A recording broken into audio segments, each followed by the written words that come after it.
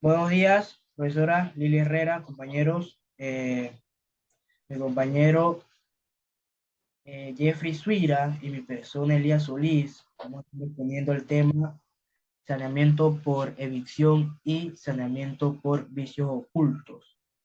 Bien, ¿a qué nos referimos con saneamiento por evicción? Para que se produzca el saneamiento por evicción es necesario que el comprador haya sufrido la pérdida de la cosa vendida, producto así de una sentencia ejecutoriada por hechos anteriores a la venta. Bien, ¿en qué consiste el saneamiento por evicción? Básicamente consiste en el derecho que se le otorga al comprador de exigirle al vendedor la restitución del precio del bien retenido y también le puede exigir la restitución de intereses, de frutos y de gastos del contrato si es el caso. La siguiente diapositiva, por favor. Bien, obligaciones y responsabilidades del vendedor. Número uno, el vendedor está obligado a la entrega y saneamiento de las cosas que hayan pactado como objeto de la venta. Dos, el vendedor no está obligado a entregar la cosa vendida si el comprador no le ha pagado el precio pactado o no se ha señalado en el contrato un plazo para el pago. Tres, está obligado a otorgar los instrumentos registrales. Por ejemplo, cuando hablamos de bienes inmuebles, el vendedor debe transmitir lo que viene siendo los títulos de propiedad, también instrumentos materiales como la llave de la casa, la llave del carro, o disque candados de una bodega, ese tipo de objetos, ¿no? La siguiente diapositiva, por favor. Derechos del comprador, artículo 1248 del Código Civil de la República de Panamá. Cuando se haya estipulado el saneamiento o cuando nada se haya pactado sobre este punto, si la evicción se ha realizado, el comprador tiene ciertos derechos que puede exigir. Cabe destacar también que el vendedor está obligado a responder de la evicción, aunque no se haya pactado nada en el contrato. Ahora bien, estos derechos que tiene el comprador están estipulados en el artículo 1248 del Código Civil de la República de Panamá y básicamente son los siguientes. Uno, la restitución del precio que tuviere la cosa vendida en el tiempo de la emisión, ya sea mayor o menor al de la venta.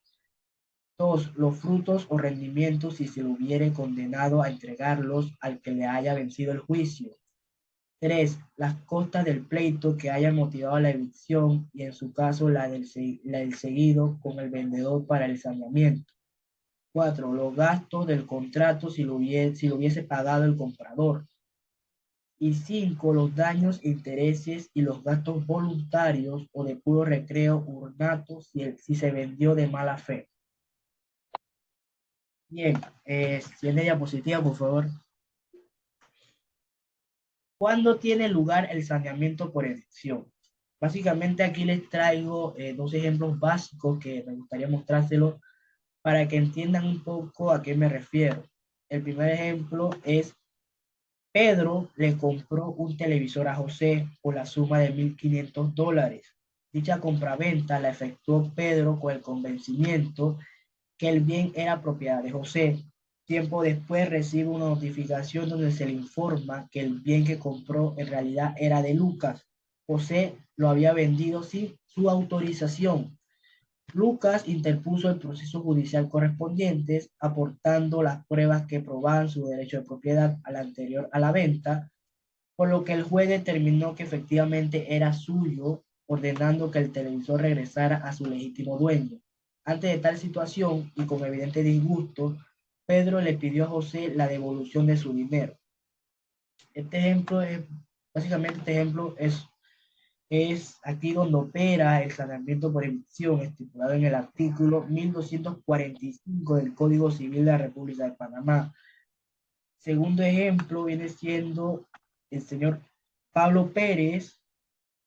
Eh, la siguiente diapositiva, por favor, compañero. Bien, el segundo ejemplo viene siendo el señor Pablo Pérez en el año 2019 adquiere un departamento de 2 pisos ubicado en la ciudad de Panamá. de la empresa inmobiliaria XXSA, representada por su gerente administrativo, el señor Pedro Luna. Debido a motivos laborales, el señor Pablo debe permanecer un año en Costa Rica, decidiendo alquilar su departamento. Luego de transcurrido un año, toma conocimiento de una notificación judicial que contiene una sentencia donde se manifiesta que un tercero es el legítimo propietario, en vista de que el representante no tenía esa capacidad legal suficiente para vender el departamento. Por descuido del señor Pablo, sus inquilinos nunca dieron importancia a esas notificaciones que llegaban al departamento y por ende le comunicaron la sentencia muy tarde, no teniendo la oportunidad de interponer algún tipo de recurso, resultando en dicha resolución judicial adquirió la calidad de firme. En consecuencia, la inmobiliaria fue obligada a devolver al señor Pablo Pérez el dinero que pagó por el departamento, incluyendo los intereses y las cosas procesales, entregando así el señor Pablo su departamento al tercero que se le había indicado en la sentencia firme. Bien, ahora un concepto básico, ¿a qué nos referimos con resolución judicial firme? Básicamente, es aquella contra la que no cabe ninguna interposición de ningún recurso, ya sea ordinario o extraordinario, debido a que ya transcurrió el tiempo, el plazo legal para tal fin. Esta, esta resolución está amparada por el principio denominado cosa juzgada. Como forma de repaso, hay que destacar que cuando hablamos de evicción, estamos hablando básicamente de una situación jurídica que se caracteriza por la privación total o parcial de una cosa, sufrida así por el adquiriente o así por el comprador, en virtud de una sentencia judicial. La siguiente diapositiva, por favor. Bien, requerimientos y situaciones para que el saneamiento por evicción pueda exigirse o no. En el Código Civil hay varios artículos que hablan sobre este tema. El primero es el artículo 1246 del Código Civil de la República de Panamá. Habla que será nulo todo pacto que examina al vendedor de responder de la evicción siempre que hubiese mala fe de su parte. Artículo 1247 habla de que cuando el comprador hubiese renunciado el derecho al saneamiento para el caso de evicción, llegado que sea este, deberá al vendedor entregar únicamente el precio que tuviese la cosa vendida al tiempo de la evicción, a no ser que el comprador hubiese hecho la renuncia con conocimiento de riesgo de la evicción y así sometiéndose a las consecuencias. Artículo 1250 habla sobre que el saneamiento no podrá exigirse hasta que haya recaído sentencia firme por la que se condene al comprador a la pérdida de la cosa adquirida o de parte de la misma. Siguiente diapositiva, por favor. Como último punto de mi parte es la prescripción del saneamiento por evicción. Bien, la acción del saneamiento por evicción prescribe en 4 años, más por lo tocante en la sola restitución del precio, prescribe según las reglas generales. Se contará el tiempo desde la fecha de la sentencia de evicción o si ésta no hubiese llegado a pronunciarse de la restitución de la cosa. Artículo 1253. Lo dejo con mi compañero Jeffrey. Muy bueno, muchas gracias, Elías, por ayudarnos en esta exposición. Mi nombre es Frisura, voy a poner sobre los vicios ocultos. Los vicios ocultos, una explicación más reducida, es aquella obligación de la cual responde el vendedor frente al comprador con relación a la cosa objeto de contrato o de contrato de compra y venta. Bien, por la posesión legal y pacífica de la cosa vendida o por vicios o defectos ocultos que tuviese la misma de conformidad con lo dispuesto en el artículo 1244 del Código Civil. La primera es la denominación de evicción como dijo mi compañero Elías, eh, supuesto que se cumple cuando el comprador es despojado o privado por sentencia firme de la propiedad de la cosa vendida en virtud de la existencia de un defecto anterior a la compra, la cual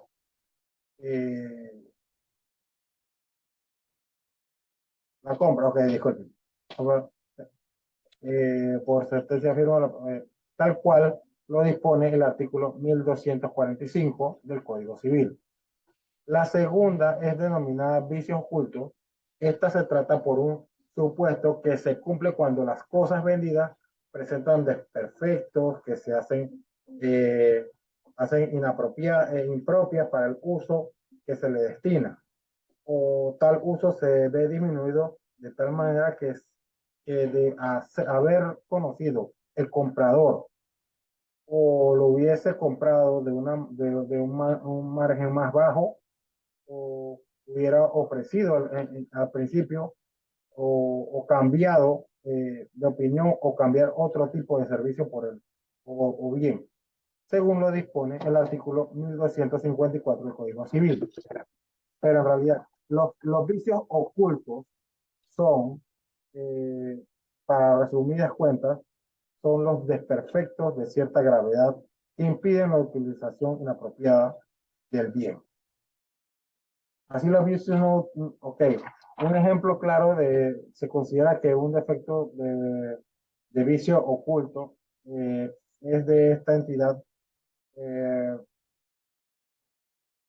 es los alquileres, los cuales habría un negociado por un precio inferior a causa de los desperfectos, o la compra y venta de un bien, por lo general, un carro o una casa. De no haber adquirido el bien, se conocen los defectos. Eh, por otro lado, el concepto jurídico de saneamiento por vicio oculto lo vemos, como mencioné, en el caso de Panamá, en el artículo 1254, a mencionar que el vendedor responde al comprador del saneamiento por vicio oculto de desperfectos de las cosas vendidas, aunque lo ignorase. O sea, el vendedor tiene aún así responsabilidad, aunque él desconozca de que hay un desperfecto o en la venta de su carro o un bien inmueble. Que lo explicaré de manera inmediata. El vendedor que ponga, por general, o no es, o no es constructor, puede perfectamente bien desconocer los defectos que tiene el inmueble vendido, pero ello no lo libera de la responsabilidad de responder de estos defectos, pues en última instancia es beneficiario de la venta. Un ejemplo claro, se entiende que un fallo de motor de un coche puede no ser un vicio oculto para el mecánico, que un defecto estructural en una casa no puede ser un vicio oculto para un arquitecto. Es fundamental de que en los saneamientos de contratos privados de compra y venta se establezca una protección hacia el vendedor y una obligación de resarcimiento hacia que debe hacer el vendedor hacia el comprador. Por otra parte, perdón, por otra parte, el concepto de vicio al plano fundamental, así lo entiende en otras la sentencia de la Sala Primera del Tribunal Supremo del 1996, del 10 de septiembre, que por otra parte da la adjetivación del vicio como oculto, supondría la posibilidad de entenderse de que se ha producido un error en el comprador respecto del bien a la hora de contratar esta momento de contratar. Estas circunstancias deben analizarse desde la perspectiva del comprador, más concretamente de los conocimientos es de que posea sobre una determinada materia. Lo que podría determinar si pudo tener conocimiento de los vicios o no, o lo que la doctrina científico-jurídica viene denominando comprador perito. Los requisitos para poder reclamar un vicio oculto son los siguientes. De lo antedicho se puede derivar 3 requisitos básicos de los vicios ocultos. Que el daño sea previo a la compra y venta, y el vendedor puede demostrar que el daño no existía antes de la adquisición. O 3, si el comprador no puede demostrar que el daño sea preexistente, la reclamación fracasará. Que el daño sea grave, es necesario que de haberse conocido, el comprador no hubiera cerrado el negocio, hubiera negociado un precio inferior a lo pactado anteriormente. Esto evita las reclamaciones por desperfectos menores que no afectan la integridad o funcionalidad del bien. Que el daño esté oculto en caso de que el defecto sea fácilmente detectable, el comprador no tendrá derecho a reclamar, al menos no como vicio oculto. Los vicios ocultos de la compra y venta entre las partes se acuerdan, dan un acuerdo. Esto principalmente se da aquí en Panamá por la compra y venta de apartamentos, de casas, principalmente, ¿no? Aquí podemos ver un ejemplo claro de un comprador, una compradora y un vendedor que están evaluando la situación, y al momento de pasar a la compradora acepta las disposiciones del desperfecto. Al pasar el tiempo se percata de que de que no hubo reclamo, de que eso se podía agravar, y se dan de cuenta en esta manera de que los vendedores tratan de ocultarlo a simple vista, y cuando van a ver el desperfecto es enorme, colosal. Ok, pasando a la compraventa particular, no están sometidas las garantías propias de la compraventa entre los consumidores y los consumidores profesionales. En lugar de aplicarse la ley general de la defensa al consumidor, consumidores y usuarios, entre estos casos, el comprador solo queda protegido por el Código Civil. El Código Civil no aplica el régimen de protección específica, ya que considera que el negocio se celebra entre pares, de modo que permite que los particulares ejerciten 3 tipos de acciones. La reivindicatoria, que se regula en el artículo 1486 del Código Civil y permite al comprador desistir del contrato. Además, entregado la cosa objeto del mismo, podrá recuperarse los gastos correspondientes a la operación. ¿Okay? Y en caso de demostrar que el vendedor conocía los vicios ocultos, el comprador podrá exigirle una indemnización. Es lo que les acabo de decir anteriormente.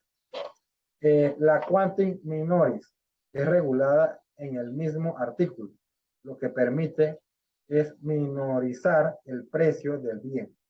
Para ello deberá valorarse los daños por medio de peritos, o tal valor se restará al precio de la operación. Un ejemplo claro, yo le quiero comprar un apartamento a Elías, y Elías me dice que el apartamento cuesta $130,000. Yo y Elías vamos a ver el apartamento, hay desperfectos, hay daños. Yo acuerdo con Elías no $130,000, acuerdo con Elías $110,000 o $100,000, dependiendo de lo que Elías y yo coordinemos y lleguemos a un acuerdo de una manera, o de que yo vaya vaya con un perito o un arquitecto y me diga cuánto es el daño o cuánto es el motivo de la reparación de ese vicio oculto que estaba, para poder disminuir el precio. Ok. Continúo. El saneamiento, regulada en el artículo 1484 del Código Civil, colombiano, en este caso, permite al comprador exigir al vendedor la adecuación de la cosa para el fin al que al que se la destina. La reclamación de vicio oculto, la acción de reclamar un vicio oculto prescribe en un plazo de 6 meses desde la entrega del bien. Que es muy importante, compañero, desde 6 meses antes de la entrega del bien. O sea, 6 meses, el plazo es de 6 meses desde la entrega. O sea, desde que me entregan la llave o me entregan alguna, el bien en sí. Sin embargo, como ocurre en otras acciones, este plazo puede ser interrumpido por medio de las correspondientes reclamaciones. Este plazo de prescripción impone cierto deber de diligencia al comprador. Así, otras acciones similares como el aliud o el proalilio o pueden ejercitarse en plazos más amplios de 5 años. Esto principalmente se da en los apartamentos, en los PH. ¿Okay? Sin embargo, las acciones por vicios ocultos deben ejercitarse en plazos breves, lo que fuera al comprador a inspeccionar con detalle el funcionamiento y características de las cosas de un tiempo prudencial.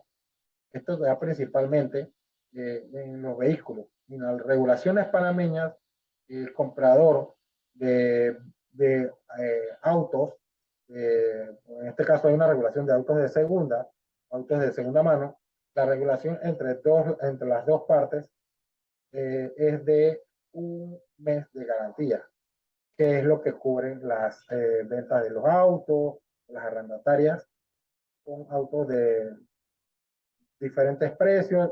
Es una regulación que da la Codeco principalmente. No voy a llevar en detalle la Codeco porque eso le corresponde a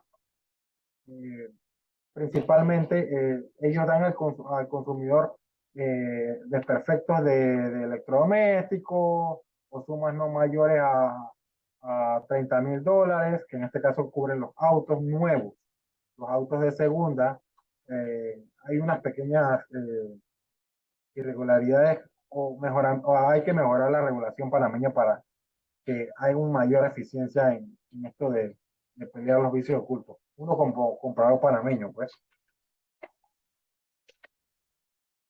Bueno, para concluirles, compañeros, los vicios ocultos es aquel que contenga un vicio que no produce, que tenga un contrato que no sea nulo, puesto que lo que procede es reparar los vicios, así tiene por naturaleza los contratos de compra y venta, aunque no lo estipulen, llevan consigo la responsabilidad de por saneamiento, como dice mi compañero, de emisión. Así tenemos, por ejemplo, al tratarse de la nulidad absoluta de los actos jurídicos o contratos de la jurisprudencia y la doctrina generalizada, hace alusión a la gravedad de los motivos que la generan. Y dentro de esos, los más grandes, como por ejemplo, a falta de formalidades de los actos jurídicos, los requisitos de solemnitatem, exigimos por